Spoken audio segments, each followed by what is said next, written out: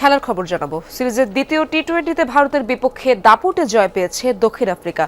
51 রানের বড় জয়ে সিরিজে 1-1 সমতা আনলো প্রোটিয়ারা। চণ্ডীগড়ে আগে ব্যাটিং করতে নেমে কুইন্টন ডি ককের দারুণ ইনিংসে বড় স্কোরের ভিত পায় দক্ষিণ আফ্রিকা। 90 রান করে ডি কক যখন রান আউটে কাটা পড়েন তখন প্রোটিয়াদের স্কোর 4 উইকেটে 160।